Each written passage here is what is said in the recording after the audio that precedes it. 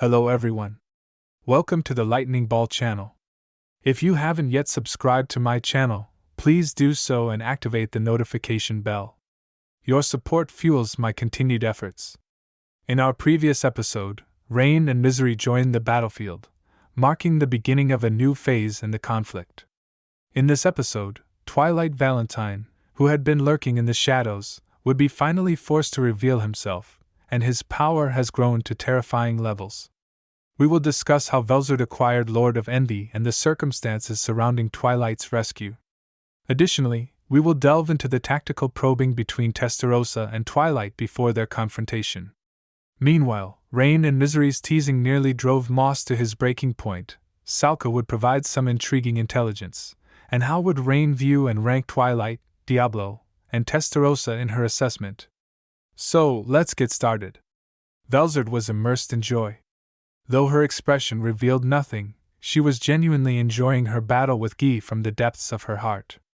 Back in our episode 72, we introduced Guy's story, which included his first encounter with Frost Dragon Velzard. Unable to accept that her brother, Veldanava, had acknowledged Guy, Velzard launched a fierce challenge against Guy. The battle ended in a draw, but to Velzard, this was a big defeat. Despite possessing 10 times Guy's magicule reserves, she had failed to secure victory. Not only that, but at the time, Velzard had already acquired the ultimate skill Lord of Patience, whereas Guy had yet to attain an ultimate skill. Even more frustratingly, Guy, completely unfazed, managed to evolve his unique skill Pride into the ultimate skill Lord of Pride during their fight. The fact that she had an overwhelming advantage in both magicule and skills yet could not triumph deeply wounded Velzard's pride. From that moment on, Velzard resolved to observe Guy. She wanted to see just how far someone who had acquired an ultimate skill purely through sheer willpower could go. To Velzard, Guy was special. However, to Guy, Velzard did not seem to hold the same significance. Guy was calm and ruthless, a tyrant reigning supreme over all beings. Yet, he was also impartial and just, treating everyone with equal regard. He tested others and formed bonds of friendship only with those who could overcome his trials. This was his creed. He neither rejected the turbulence of change nor sought it out, capable of leading both a life of conflict and a life of peace. Velzard admired Guy's complex nature, his arrogance, foolishness, kindness, cruelty, and even his terrifying presence. She did everything in her power to draw his attention, using her own charm in hopes of making him notice her. However, Guy remained unwavering in his attitude. This frustrated Velzard to no end, yet she found herself unable to despise him for it. The more indifferent Guy appeared, the more fixated she became. It felt as though Guy could see through everything, yet somehow, he remained oblivious to her true feelings. This contradiction drove Velzard to the brink of madness. And yet, she never dared to speak her heart, for she feared rejection. Through her years by Guy's side, she had unknowingly come to understand the emotion of fear. Rudra's arrival shattered the tranquility of Velzard's life. As always, Guy accepted the hero's challenge without hesitation. Rudra proved to be an exceptional warrior, fighting on equal footing with Guy, and in the heat of their battles, Guy not only received a name from Rudra but also relished their fierce confrontations. Witnessing this, a fire surged within Velzard, not of anger, but of envy. Guy had never shown this kind of enthusiasm in their fights, making Velzard feel as if he had been holding back against her. From the moment Veldanava acknowledged Guy, Velzard had struggled with emotions she couldn't quite comprehend. Yet, at this very moment, clarity struck. What she felt was envy. She envied Guy for earning Veldanava's approval, and she envied Rudra for commanding Guy's respect. Seeing Rudra push Guy to his limits, Velzard was overwhelmed with regret, believing that this was the role she should have played.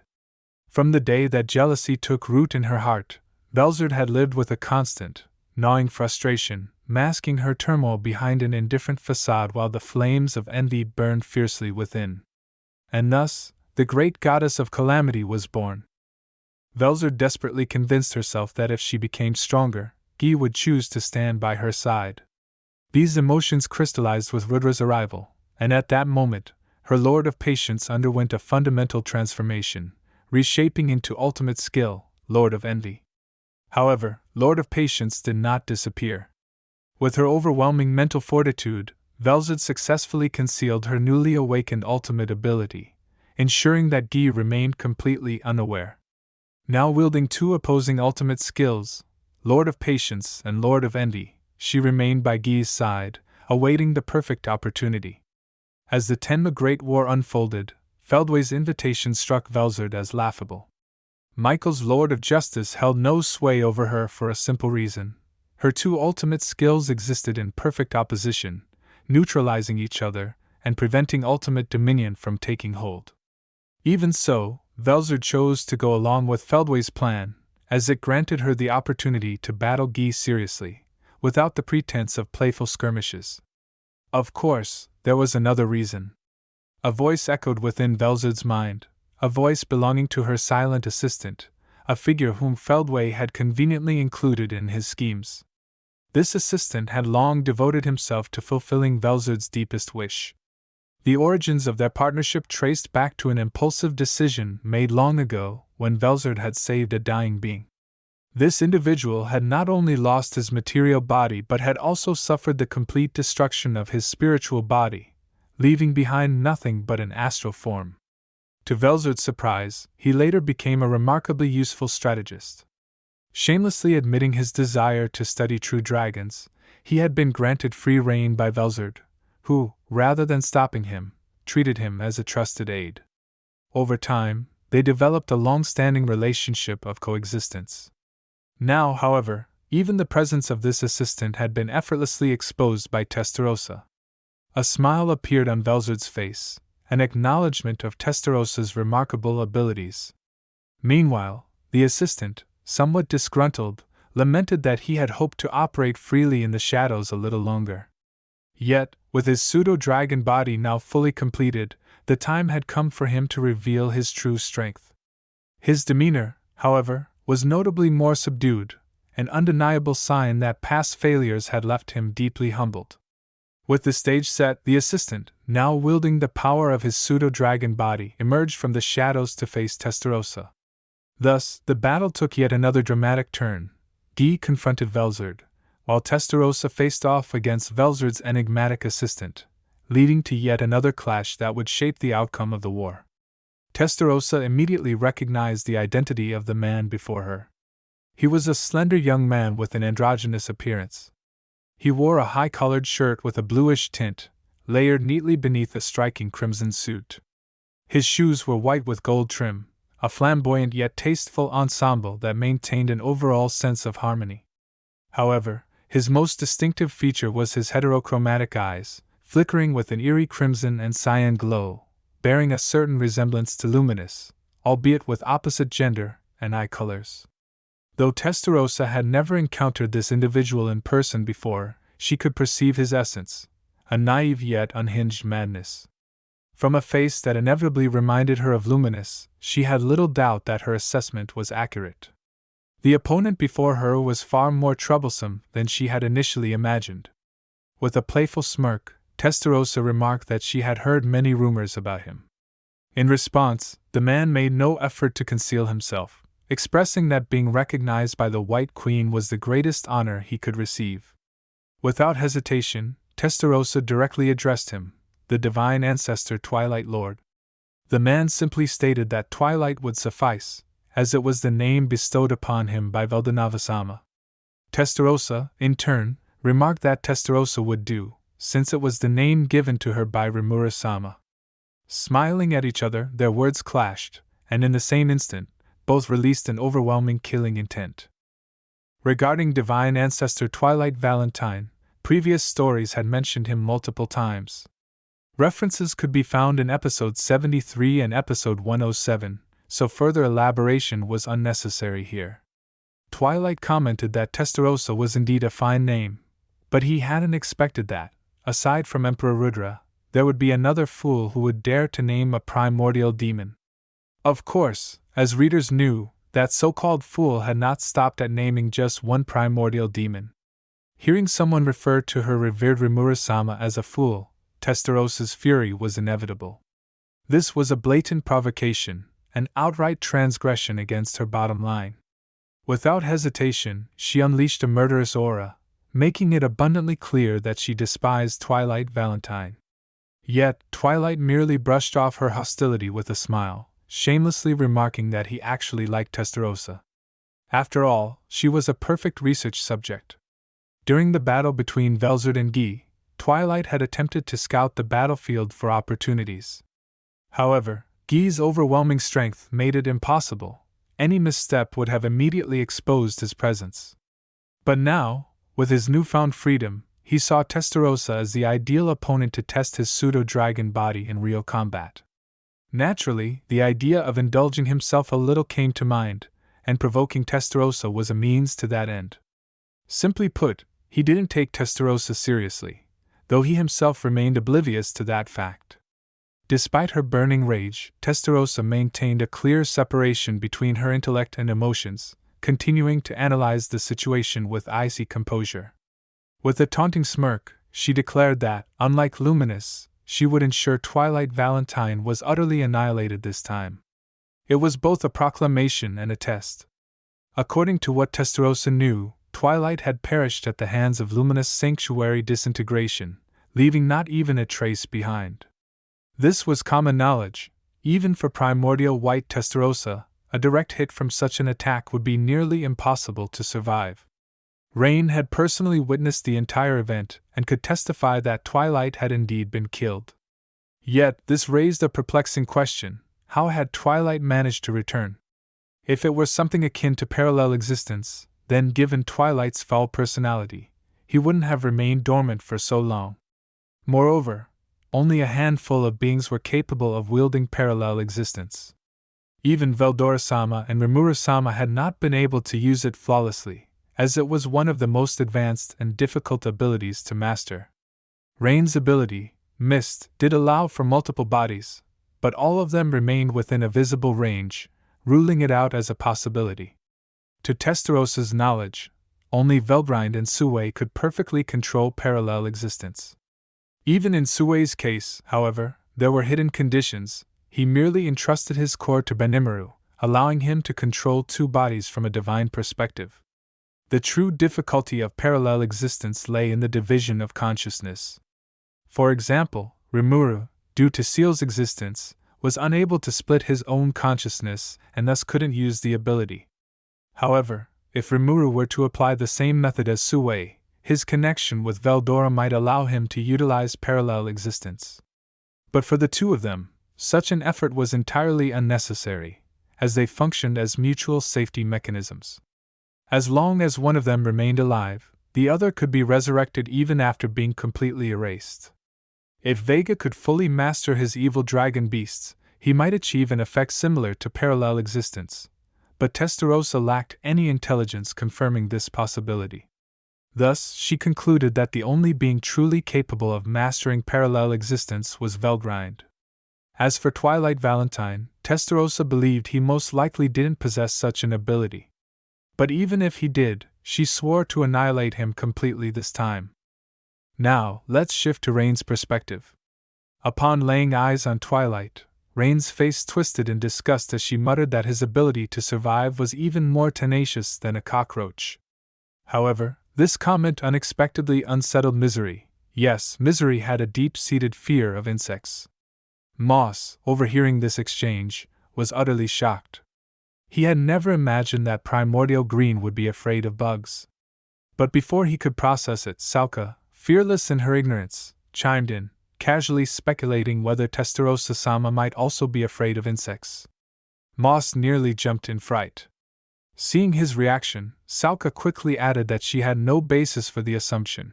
It was just a random thought. But who knew?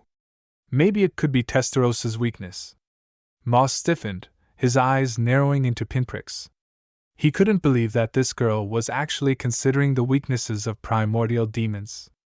Even thinking along those lines was a terrifying taboo for lower-ranked demons like him. Misery and Rain were equally dumbfounded. Whispering to each other, they found it horrifying that this dragonette child had actually entertained the idea of throwing insects at Testarossa. The sheer thought of it was so outlandish that it sent chills down their spines. Moss was now beyond nervous. The conversation was heading into dangerous territory, and if he got dragged into it, he was doomed. Desperate to escape, he insisted that this had absolutely nothing to do with Souka and that the topic should be dropped immediately. Yet Souka remained serious, claiming that her job was to gather accurate intelligence and report it to Sue-sama in a timely manner. Moss was on the verge of tears. Watching Souka steer the conversation closer to dragging him into it, he panicked. However, before he could protest further, Souka changed topics, noting that Rimuru-sama also despised cockroaches. Because of that, extensive pest control measures had been implemented in Rimuru-sama's residence and the guest house. Previously, a cockroach had appeared in the courthouse, causing Carrera to erupt in fury, nearly resorting to nuclear magic to exterminate the pest inside the building. To everyone's surprise, Rimuru-sama had actually sided with Carrera, even going as far as forming a patient and dedicated extermination squad to prevent such incidents from recurring. This measure was necessary to stop Carrera from going on a rampage. Souka then casually added that Ultima-sama found spiders adorable, while she herself was completely indifferent to creatures like cockroaches and caterpillars. Moss listened to all the irrelevant chatter but couldn't help but interject. Carrera-sama's murderous intent wasn't just limited to cockroaches. She had a tendency to harbor killing intent toward many things. He wanted to put an end to this conversation quickly, but his nightmare was only beginning. Rain and Misery seemed to be stirring things up on purpose. Rain teased that Moss-kun really had no sense of the atmosphere, while Misery added that the way they were talking might make Carrera seem like a reckless and troublesome girl who always caused chaos. Moss was completely dumbfounded. There were simply too many things to complain about. First, Rain had addressed him with Kun, a casual peer-level honorific, which was outright inappropriate. That alone was reckless behavior. Then there was Souka, who had interrupted Rain without a second thought, something so audacious that it was almost unbelievable. Yet Rain-sama didn't seem to mind at all. And to top it all off, even Misery, who was usually the most level-headed among them, was now joining in on the teasing. That said, Moss had to admit, Misery's words made sense. If Carrera-sama overheard this conversation, he would undoubtedly be dead. This entire exchange further highlighted Moss's rigid personality. He simply couldn't comprehend why the ladies enjoyed gossiping so much. Trembling, Moss cautiously remarked that Rain-sama probably shouldn't be addressing him with Moss-kun in such a familiar tone. Rain, unbothered, simply responded that Moss had the potential to surpass her one day, so it was only natural for her to show him some respect. Clearly, Rain was just messing with him. Even Misery sighed, which served as undeniable proof of this fact. Misery then turned to Rain, urging her to stop teasing Moss, stating that Souka's words were actually more important. Rain nodded and admitted that Moss's overly serious nature made his reactions incredibly amusing, which was why she couldn't resist messing with him. Moss, however, was completely out of his depth in keeping up with the girls' conversation, so he had already given up on trying. Fortunately, Souka steered the discussion back on track, asking Misery which part of her words had been important. Misery then asked if Souka had somehow obtained intelligence on things that Ultima, Carrera, or even Testarossa were afraid of. However, both Rain and Misery were experienced enough to swiftly redirect the conversation. Rain casually remarked that she also hated insects, but thanks to Velzard-sama, no bugs could survive on the frozen lands. Misery, playing along, added that pest control in Ingracia was a nightmare. Just like that, they successfully got Souka talking again. Moss, at this point, had completely given up. He wasn't even going to try to stop them anymore. Souka explained that, under Sue-sama's orders, she had been collecting intelligence on the dislikes of various executives. For instance, Benimaru-sama disliked carrots, Diablo-sama struggled to get along with Testarossa-sama, and so on. These details might seem trivial, but Souka believed that in a crucial moment they could prove useful. However, she admitted that, so far, Testarossa-sama appeared to have no weaknesses. Rain smirked and suggested that if they really wanted to find out, they could just have Moss throw an insect at Testarossa and see what happened. Moss nearly lost his mind. He leaped up in sheer terror, completely speechless. That kind of action would undoubtedly be the end of him. Fear filled his heart as he turned to Rain, trembling as he resolutely refused such an absurd suggestion. Yet, Rain and Misery continued to egg him on. Moss internally wailed. He simply couldn't understand why primordial demons were all like this. But he wisely kept his mouth shut, refusing to take the bait. After all, it was through years of patience and endurance that he had managed to survive this long. Incidentally, Testarossa had been listening to this entire conversation, loud and clear. Later after the battle, she would recall that she had been seriously preparing for battle when she heard all this ridiculous nonsense. The sheer absurdity of it made her want to erase them all with nihilistic world, reducing them to nothingness. The only reason she held back was that she didn't want to reveal any openings in front of Twilight. Moss shuddered at the thought. Surviving this long had truly been a miracle. Rain continued teasing Moss while keeping a close eye on Testarossa and Twilight. As mentioned in episode 73, before Rimura-sama appeared, the two individuals who had long dominated Rain's list of most troublesome figures were Twilight and Diablo. Which of the two was more difficult to deal with was debatable, but the difference was clear. Diablo was a likable troublemaker, whereas Twilight was an insufferable one. It was the distinction between an adorable fool and an utterly detestable idiot. Diablo was highly self-centered, but at the very least, he did not impose his beliefs on others. Surprisingly, he even had some level of common sense. Twilight, on the other hand, was completely devoid of empathy, constantly forcing his ideology onto others and conducting inhumane experiments. Worse still, Twilight was the kind of person who insisted on making everyone else follow his twisted logic, which was something Rain simply could not accept. Twilight's cruel experiments had caused numerous disasters in the past, to the point where calling him an honorary catastrophe-class threat was no exaggeration. Rain had lost count of how many times she had been sent to clean up the messes he left behind. Being the type to hold grudges, she had felt nothing but gratitude and admiration when Luminous eradicated Twilight. Now, however, this bastard had returned, and Rain couldn't just stand by and do nothing. At the moment, Testarossa was the one engaging Twilight. In terms of defense, Rain believed Testarossa wouldn't lose, but in terms of offense, she had her doubts.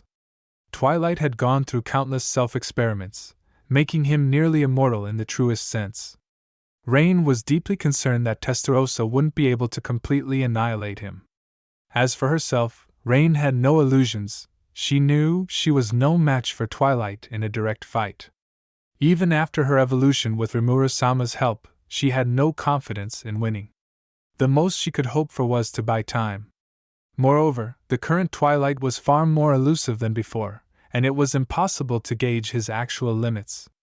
Even so, Rain knew she would fight if necessary. She was someone who distinguished clearly between love and hatred, and there was no way she would ever compromise with a scum like Twilight.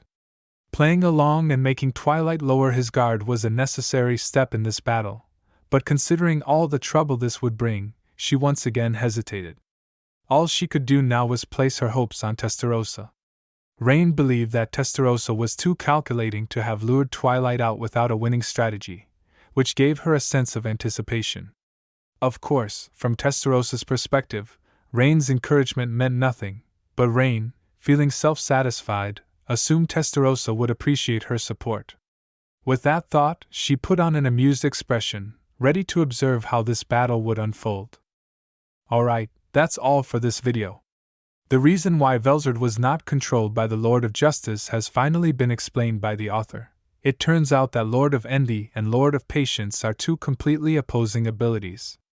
The strongest angelic 7 virtues' ultimate skills and the demonic 7 deadly sins' ultimate skills correspond to each other, making Velzard a unique existence who happens to possess a pair of opposing skills. Although this episode focused on Twilight's debut, it still felt like Rain stole the spotlight, and it's evident that the author has a particular fondness for her. We also saw how Rain and Misery demonstrated their natural talent for extracting intelligence, effortlessly gathering information from Souka. In our next episode, we'll witness the battle between Testarossa and Twilight, marking the first major fight of Volume 22.